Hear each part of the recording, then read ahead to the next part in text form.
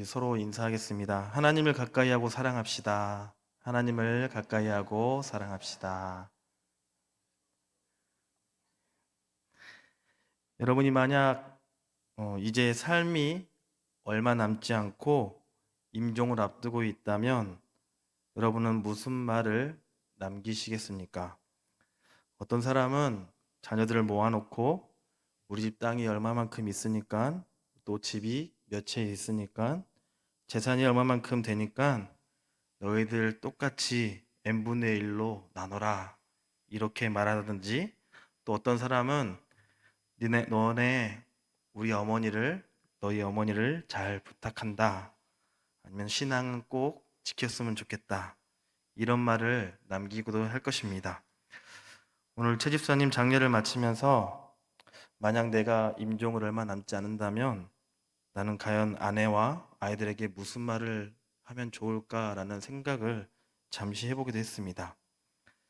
대부분 임종을 앞둔 사람들은 남은 자들을 위해서 가장 좋은 말, 그리고 가장 옳은 말을 하고 세상을 떠나려고 할 것입니다.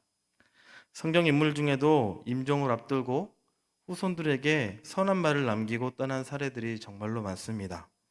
오늘 본문에 나오는 여호수아를 포함해서 야곱과 모세, 또 사무엘, 다윗도 임종을 앞두고 백성들과 또 다음 세대를 위한 메시지를, 특별히 하나님의 백성들이 반드시 알고 지켜야 할 메시지를 유언으로 남기고 세상을 떠났습니다. 그것을 일으켜서 고별 설교라고 이렇게 부르기도 합니다. 오늘 본문은 여호수아가 죽기 전에 남긴 바로 고별 설교의 본문입니다. 이 시간에는 여호수아의 그 고별 설교를 통해서 우리가 반드시 명심하고 지켜야 할 우리의 신앙의 유산이 무엇인지 함께 살펴보면서 우리가 은혜를 나누고자 합니다. 지금 본문의 시간은 가나안 정복이 시작되었고 많은 세월이 흐른 후였습니다. 오늘 본문의 1절의 말씀에 보면 여호와께서 주위의 모든 원수들로부터 이스라엘을 쉬게 하신 지 오랜 후에 여호수아가 나이 많아 늙은지라 라고 표현하고 있습니다. 이제 여호수아도 나이가 많아져서 이제 늙게 되었다고 표현합니다. 성경에서 나이가 많아 늙었다라는 이 말은 이제 임종을 앞두고 있는 노인임을 강조하고 있는 표현할 때, 그럴 때 사용을 많이 하고 있습니다. 여호수아는 자신의 생애가 이제 그리 오래 남지 않은 것을 알고 있었습니다. 그래서 오늘 본문 2절에서 여호수아가 온 이스라엘 곧 그들의 장로들과 수령들과 재판장들과 관리들을 불러다가 그들에게 이르되 나는 나이가 많아 늙었도다 라고 말합니다. 여호수아는 먼저 이스라엘의 지도자들을 불러서 이제 말을 하게 됩니다. 이 말은 죽음을 앞둔 여호수아의 첫 번째 고별 설교입니다.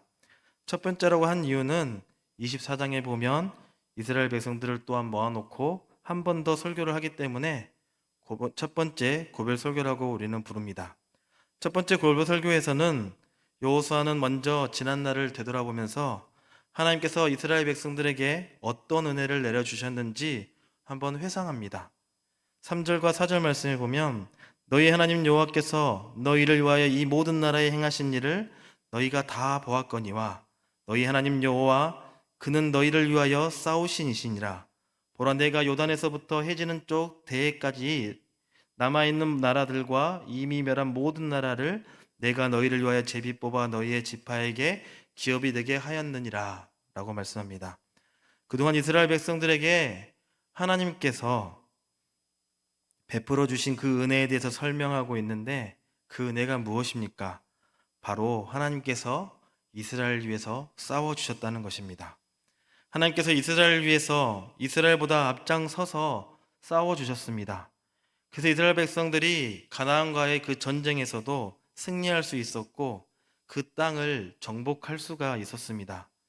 결코 이스라엘 백성들이 그 땅을 받을 만한 자격이 있거나 스스로 그 땅을 취할 만한 능력이 있어서가 아니었다는 것입니다. 그렇게 엄밀히 따지면 가나안은 이스라엘 백성들의 땅이 아니라 바로 하나님의 땅이었습니다. 다만 하나님께서 그 땅을 이스라엘 백성들에게 은혜로 또 선물로 주셨습니다. 1절 중반에 보면 여호와께서 이스라엘을 쉬게 하셨다라는 그런 말씀이 있습니다. 즉 안식을 주셨다는 것입니다. 성경에서 말하는 쉼과 안식은 우리가 생각하는 단순한 그런 휴식의 개념이 아닙니다. 안식의 근원적이고 진정한 의미는 완전하고 충분하다라는 뜻을 가지고 있습니다. 그래서 하나님께서 이스라엘 백성들에게 쉬게 하셨다, 안식을 주셨다라는 말은 단순히 이스라엘 백성들이 그냥 잘 먹고 잘 살고 편안하게 해줬다는 그런 뜻이 아니라는 것입니다. 쉬게 하셨다는 이 말씀의 진정한 의미는 하나님께서 이스라엘 백성들에게 가나안 땅을 주신 것은 그들에게 완전하고 충분한 은혜를 주셨다는 것을 뜻하고 있다는 것입니다. 가나안 땅은 바로 하나님께서 약속하신 땅이었습니다. 가나안은 내가 싸워서 얻은 땅이 아니라 하나님께서 주시겠다고 약속하셨기 때문에 약속대로 주신 땅이 바로 가나안 땅입니다. 그러니까 가나안에는 나의 공로, 나의 힘이 다 없는, 전혀 없는 땅이 바로 가나안 땅입니다. 그리고 우리는 가나안을 젖과 꿀이 흐르는 땅이라고 많이 듣고 알고 있습니다. 그런데 유대인들에게 이 말은 그저 단순히 비옥한 땅이라는 뜻이 아니라 하나님이 통치하시는 땅을 말하고 있습니다. 결국에 여호수아가 임종을 앞두고 이스라엘의 지도자들에게 고별 설교하는 이유는 너희가 가나안을 정복하고 이곳에서 행복하게 살게 된 이유는 바로 너희의 공로가 아니라 오직 하나님의 은혜였음을 분명히 알려주기 위해서였습니다. 그래서 23장 전체에서 너희의 하나님 여호와가 이라는 말이 13번이나 나옵니다.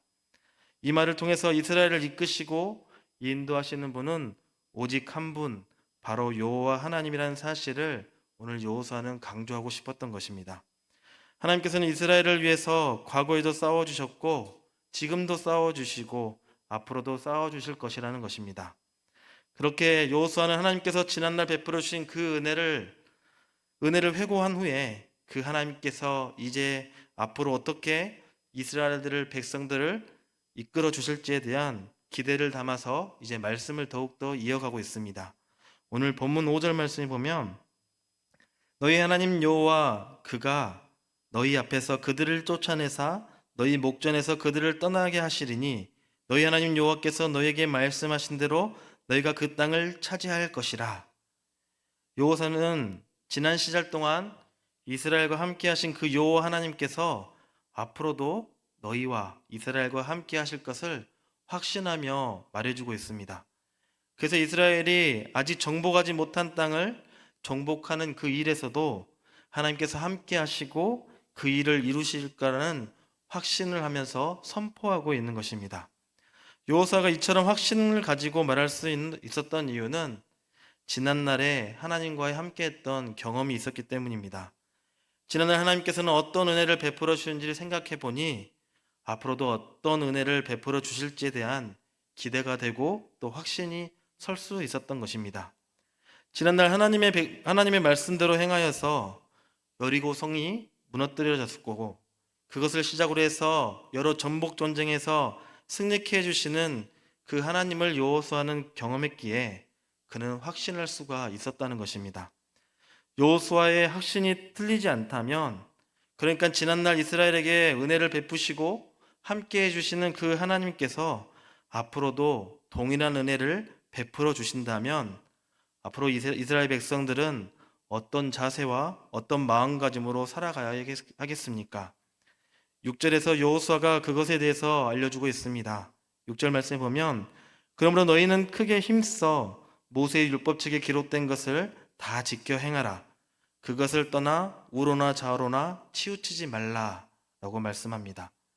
그러므로 여호와 하나님께서 지난 시절 동안 은혜를 베풀어 주셨고 앞으로도 베풀어 주실 것이므로 이스라엘 백성들은 이제 하나님의 율법인 바로 말씀을 다 지켜 행해야 한다라고 지도자들에게 말씀을 해주고 있습니다. 하나님의 말씀을 떠나거나 좌우로 치우치지 말고 오직 하나님만 신뢰하고 오직 하나님께만 충성을 다해야 한다고 가르치고 있습니다. 이스라엘의 지도자들에게 내린 여호수아의 이 명령은 사실 하나님께서 여호수아에게 먼저 말씀해 주셨던 그런 말씀입니다. 제가 우리 교회 데뷔하기 전에 데뷔 전이었던 첫 설교회 때도 말씀드렸던 본문인데요. 아주 오래전 여호수아가 가나안 땅에 입성을 앞두고 있을 때 하나님께서 이렇게 말씀해 주셨습니다. 여호수아 1장 7절 말씀에 오직 강하고 극히 담대하여 나의 종 모세가 내게 명령한 그 율법을 다 지켜 행하고 우로나 좌로나 치우치지 말라. 그리하면 어디로 가든지 형통하리니.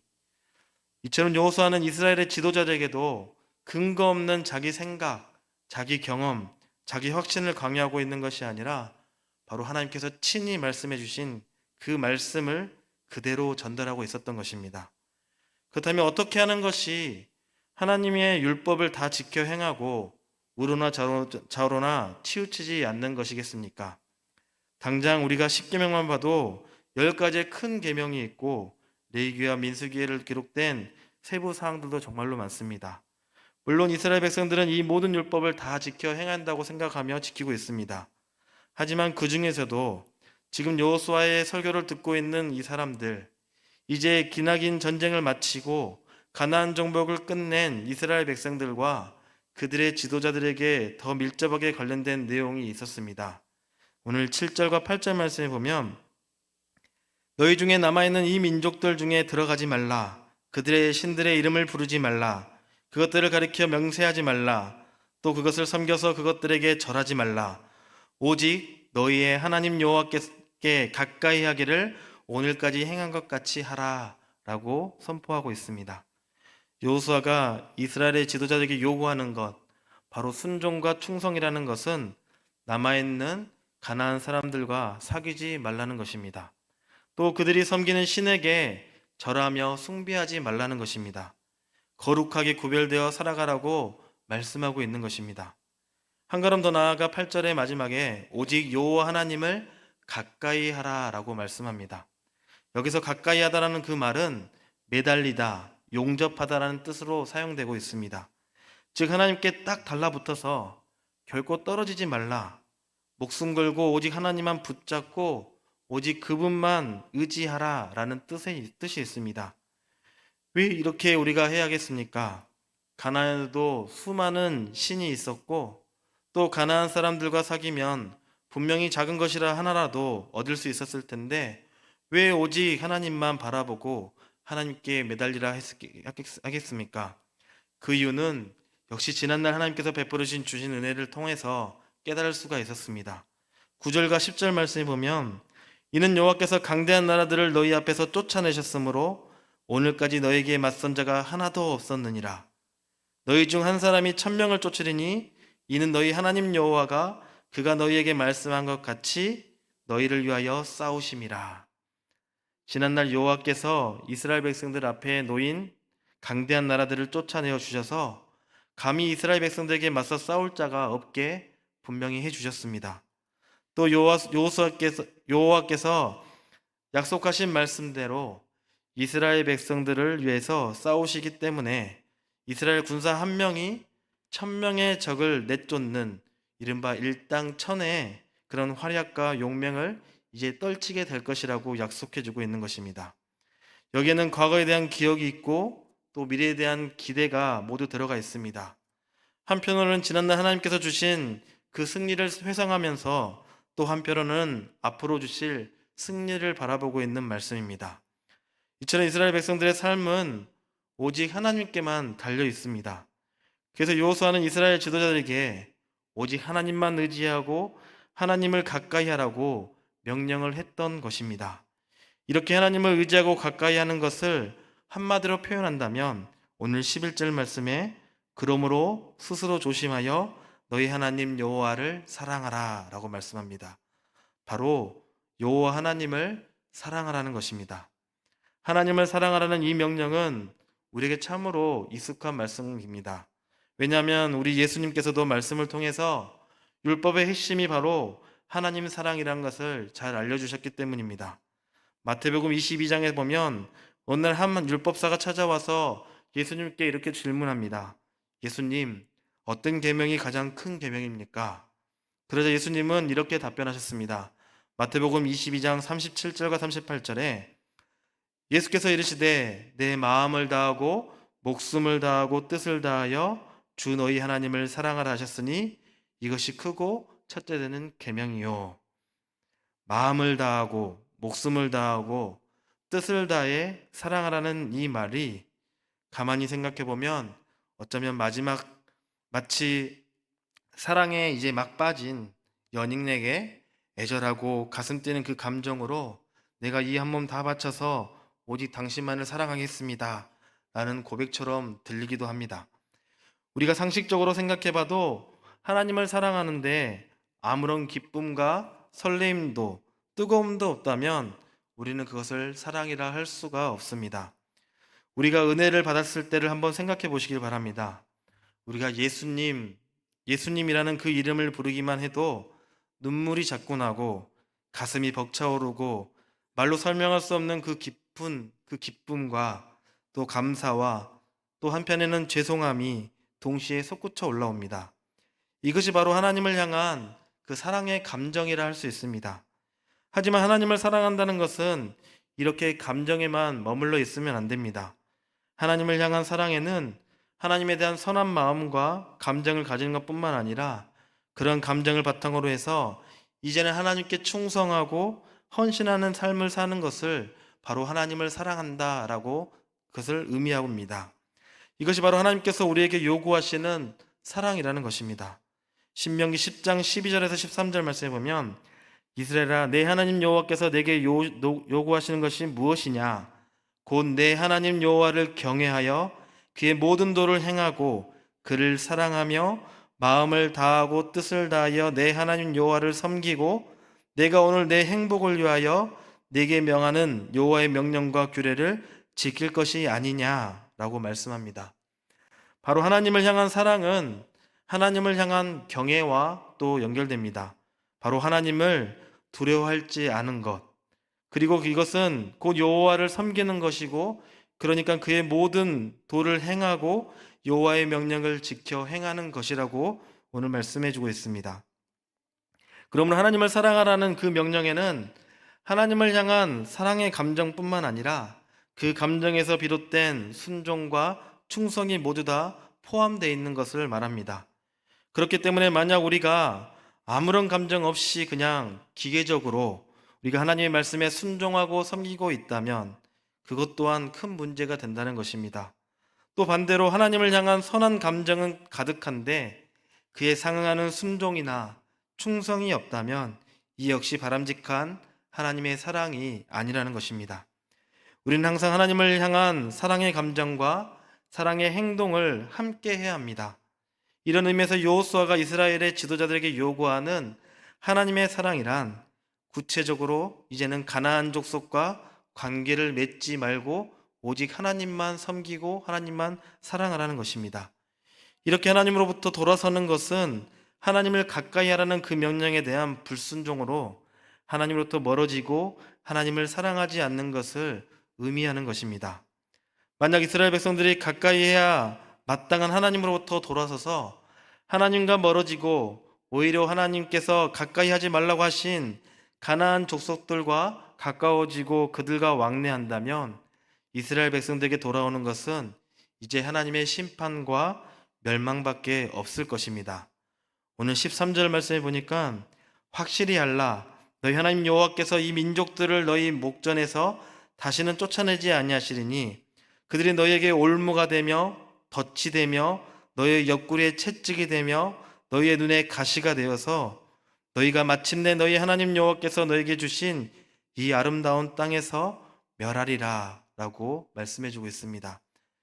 생각해 보면 이것은 너무나도 당연한 결과입니다. 이스라엘 백성들이 가나안과 싸워서 이겼을 수 있었던 그 비결이 무엇이었습니까? 바로 하나님의 도우심이었습니다. 하나님께서 친히 그들을 위해 싸워주셨기 때문에 이스라엘 백성들은 승리할 수가 있었습니다. 그런데 만약 이스라엘 백성들이 그 하나님을 멀리한다면 어떻게 되겠습니까? 당연히 전쟁에서 이제는 이길 수가 없습니다. 그런데 또 하나의 더 큰 문제는 싸워서 이기지 못하는 것이 아니라 아예 싸울 생각 자체를 하지 않는다는 것입니다. 만약 이스라엘 백성들이 하나님부터 돌아서서 가나안 족속과 관계를 맺고 사귀면서 그들을 쫓아내지 않으면 하나님께서는 다른 특별한 심판이 아니라 이스라엘 백성들이 행한 그대로 그 대가를 짊어지도록 하실 것이라는 것입니다. 그 대가란 그들이 쫓아내지 않은 가나안 족속들로 인해 끊임없이 괴로움을 당하는 것입니다. 어찌나 괴롭고 힘든지 13절의 표현을 보면 가나안 족속이 이스라엘 백성들에게 올가면에 올무가 되게 할 거고 덫이 되고 날카로운 스달인 그 채찍이 되기도 할 것이며 따끔거리는 눈의 가시가 될 것이라고 말씀해주고 있습니다.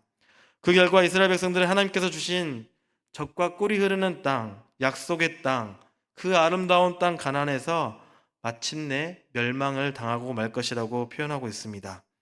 이 모든 심판은 이스라엘 백성들이 하나님을 가까이 하지 않고 가나안 족속을 가까이 하는 것부터 시작된다고 말씀해 줍니다. 한마디로 이스라엘 백성들이 하나님을 사랑하지 않으면 그 결과를 이렇게 맞이하게 될 것이라고 표현하고 있습니다. 그러므로 이제 이스라엘 백성들, 특히 그 중에서도 지도자들은 이제 선택을 해야 합니다. 하나님을 가까이 하고 하나님을 사랑할 것인지, 아니면 가나안 족속을 가까이 하고 그들을 사랑할 것인지, 어느 쪽을 선택하고 누구를 가까이 하느냐에 따라서 그 결과는 하늘과 땅과 같이 그런 차이가 있을 것입니다. 만약 이스라엘이 하나님을 가까이 하고 하나님을 사랑한다면 그들은 복을 받게 될 것이고 매번의 전쟁에서 승리하게 될 것이지만, 하나님으로부터 돌아서서 하나님을 멀리하면 이제는 심판과 저주를 받게 될 것입니다.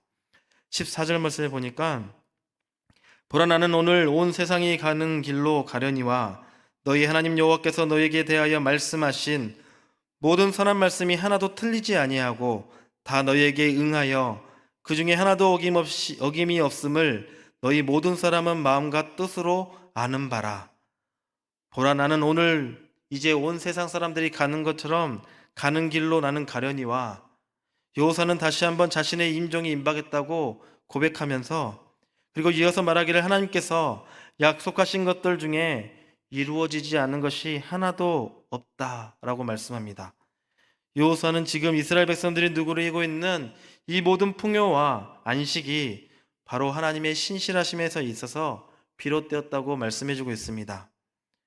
그렇습니다. 사실은 이스라엘이 가나안에 정착하고 살고 있었던 것 그 자체가 바로 하나님의 신실하심을 대한 그런 증거라 할 수 있습니다. 하나님께서 이스라엘 백성들에게 하신 약속을 이토록 신실하게 지키시는 이유는 이스라엘과 맺은 특별한 관계 때문이었습니다. 이스라엘 백성들이 하나님을 맺어주신 관계를 잘 지키고 하나님의 말씀에 순종하면 지금 누리고 있는 복이 지속되겠지만, 만일 그들이 하나님을 따르기를 거부하고 다른 신을 따르면 이제는 엄청난 대가를 치르게 될 것이라는 것입니다. 왜냐하면 하나님은 반드시 약속을 지키시는 분이시기 때문입니다. 그래서 약속하신 대로 은혜와 복을 주셨듯이 약속하신 대로 저주와 심판도 주신다는 것입니다. 15절 말씀에 보면 너희 하나님 여호와께서 너희에게 말씀하신 모든 선한 말씀이 너희에게 임한 것 같이 여호와께서 모든 불길한 말씀도 너희에게 임하게 하사 너희 하나님 여호와께서 너희에게 주신 이 아름다운 땅에서 너희를 멸절하기까지 하실 것이라. 저는 군대 전역을 얼마 남지 않는 그런 병장 말년에 육사 출신의 FM 소대장을 만나본 적이 있습니다. 병장 말년 때였기 때문에 조금은 군기가 조금 빠져 있고 떨어지는 낙엽도 조심하라는 그 시절이기 때문에, 그래서 보통은 아침 구보를 그 말년 병장들은 환저로 빼서 열애를 많이 하기도 합니다. 그리고 교육훈련도 옆으로 열애하거나 대충 하는 것이 많습니다. 근데 저는 말년 병장 때 FM 소대장을 만나서 보통 사람들의 말년 병장의 모습을 저는 갖출 수가 없었습니다. 한 번은 교육훈련 하는데 포복 교육을 했습니다. FM 소대장이 전역을 한 달도 남지 않은 말년 병장인 저에게 낮은 포복을 시범으로 보여달라고 말을 했습니다. 유승인, 낮은 포복 준비! 소대장이 그 말을 하자 저희 후임병들이 하나같이 우리 소대장을 보면서 왜 저러지 하는 표정으로 쳐다봤습니다. 왜 말년을 건들지? 개념이 없네? 이런 눈빛과 표정으로 저를 바라보면서 애처로운 표정을 쳐다봤습니다. 처음엔 저도 제가 잘못 들은 줄 알고 저 말씀이십니까? 라고 한 번 더 확인해 봤습니다. 그러자 그 소장님은 그래 너 유승인 낮은 포복 준비 이렇게 말씀하셨습니다. 순간 어떻게 해야지 하다가 그냥 눈 찍 감고 정말 FM대로 한번 낮은 포복을 해봤습니다.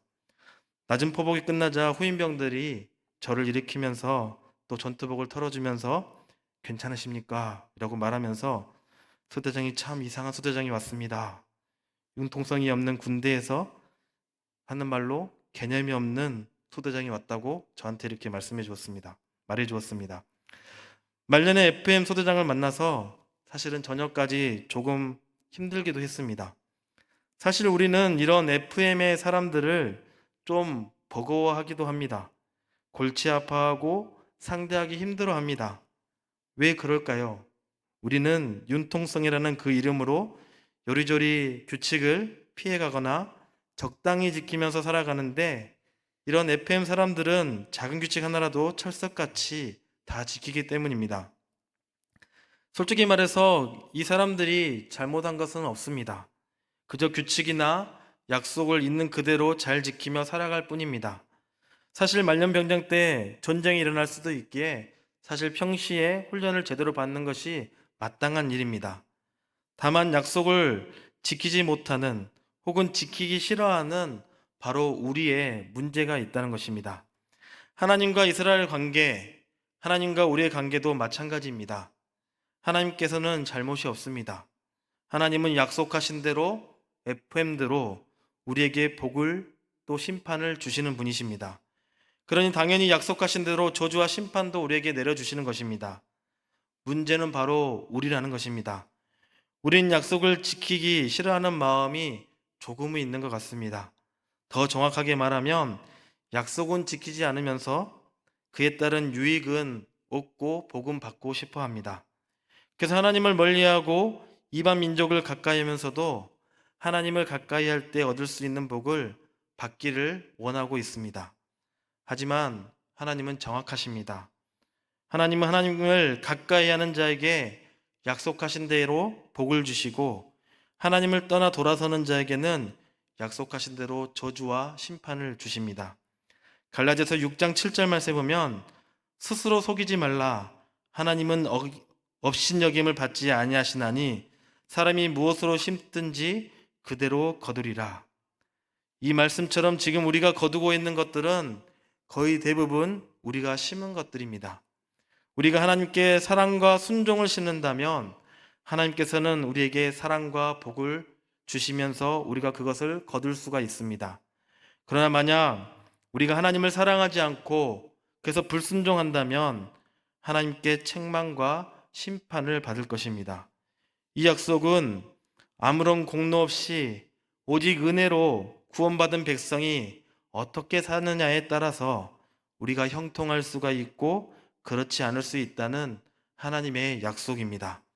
이것조차도 우리가 억울하다, 이럴 수는 없습니다. 사랑의 하나님이라면서 왜 그러십니까? 은혜가 많으신 분이시라면서 어떻게 나를 형통하게 하시고 복을 주셔야 하는데 라고 고집을 피운다면 그때는 어찌할 도리가 없습니다. 그냥 그렇게 살아갈 수밖에 없는 사람이 되고 맙니다. 하지만 저와 여러분이 하나님의 인도와 복을 받기 원한다면 하나님의 말씀대로 우리는 지켜 행해야 합니다. 하나님을 가까이 하고 하나님을 사랑해야 한다는 것입니다. 하나님을 사랑한다는 말 속에는 하나님의 길로 행하고 하나님의 계명인 말씀에 순종하고 하나님을 견고하게 붙들고 우리가 마음을 다해서 성품을 다해서 하나님을 섬긴다는 뜻이 이 모든 것이 다 포함되어 있다는 것입니다. 하나님을 향한 사랑과 순종은 항상 함께 갑니다. 그러므로 만약 저와 여러분이 성경에 기록된 하나님의 명령에 순종하지 않으면서도 하나님을 사랑한다고 고백한다면 우리는 어쩌면 지금 가식을 떨고 있거나 아니면 하나님 사랑이 무엇인지 우리는 제대로 알지 못하고 있는 것과 같습니다. 하지만 만약 저와 여러분이 하나님을 사랑하고 하나님 말씀에 순종하려고 힘쓴다면 하나님의 도우심과 인도하심을 우리는 분명히 깨닫게 될 것입니다. 실제로 그리고 받아 누리게 될 것입니다. 그리고 그로 인해서 우리는 더욱더 하나님을 사랑하게 될 것입니다. 사랑하는 군산동북교회 성도 여러분, 여호수아가 첫 번째 고별 설교에서 이스라엘의 지도자에게 요구한 것은 너무나도 분명하게 나타나 있습니다. 바로 하나님을 가까이 하고 하나님을 사랑하든지 아니면 가나안 족속을 가까이 하고 그들이 섬기는 우상들을 사랑하든지 이제 둘 중에 하나를 선택하라는 것입니다. 오늘 우리에게도 동일하게 말씀을 통하여서 선택하라고 오늘 말씀해 주고 계십니다. 하나님을 가까이 하고 하나님을 사랑하든지 아니면 하나님이 아닌 다른 그 무엇을 가까이 하고 섬기든지. 그렇다면 우리는 왜 하나님을 가까이 해야겠습니까? 우리는 왜 하나님을 사랑해야겠습니까? 바로 하나님은 선한 분이시기 때문입니다. 하나님은 실제로 선하시고 하나님께서 인도하시는 그 길은 실제로 선한 길이기 때문입니다. 로마서 8장 28절 말씀에 보면 우리가 알거니와 하나님을 사랑하는 자, 곧 그의 뜻대로 부르심을 입은 자들에게는 모든 것이 합력하여 선을 이루느니라 라고 말씀합니다. 만일 여러분들이 이 말씀을 믿는다면 선하신 하나님을 우리는 가까이 해야 합니다. 선하신 하나님을 또한 사랑해야 합니다. 하나님은 선하시기 때문에 우리가 하나님을 가까이 하고 하나님을 사랑할 때 도우시고 복을 우리에게 허락해 주십니다. 마찬가지로 하나님은 선하시기 때문에 우리가 하나님을 멀리하고 불순종할 때 우리에게 심판하시고 벌을 내리십니다. 우리는 다 하나님을 이해할 수는 없지만 분명 하나님은 선하시고 하나님의 모든 계획과 뜻은 선하십니다. 그러므로 선하신 하나님을 우리가 가까이 하고 사랑하며 하나님의 뜻대로 살아가는 저와 여러분이 되시기를 바랍니다. 그래서 선하신 하나님께서 베푸시는 선한 것을 받아 누리며 사시기를 바랍니다. 특별히 가정에서 먼저 믿는 자로서, 그리고 교회에서 직분자로, 또 구역장으로, 부장으로, 교회 교사로 먼저 택함을 받았다면 우리가 스스로 먼저 하나님을 사랑하고 한 걸음 더 나아가서 주변 사람들에게 하나님을 사랑하도록 하는 일에 최선을 다하며 선한 영향력을 끼치며 살아가는 복된 인생을 살아가는 저와 여러분이 되시기를 주님의 이름으로 간절히 축복합니다. 기도하겠습니다. 사랑의 하나님, 감사와 찬양을 드립니다. 하나님, 여호수아가 자신의 임종을 앞두고 이제 지도자들을 모아서 고별 설교를 합니다. 죽음을 앞둔 여호수아가 다른 말보다 너희는 하나님을 가까이 하고 하나님을 사랑하고 하나님의 뜻 가운데 살아가라고 선포합니다. 이 여호수아의 고별 설교가 오늘 우리에게 하신 말씀이라 깨달으며 늘 하나님을 가까이 하고 하나님을 사랑함으로 믿지 않은 자들과 구별되어 거룩하며 하나님의 뜻과 말씀대로 살아가는 복된 인생이 되도록 우리의 마음을 주장하여 주시옵소서. 또한 그뿐만 아니라 우리가 경험하는 하나님께서 주신 은혜를 이제는 주변 사람들에게 전하며 복음의 소식을 전하는 복음의 통로의 역할을 잘 감당하여 선한 영향력을 끼치며 살아가도록 주님 인도하여 주시옵소서. 이 모든 말씀 우리를 구원하신 우리 주 예수 그리스도의 이름으로 간절히 기도드리옵나이다. 아멘.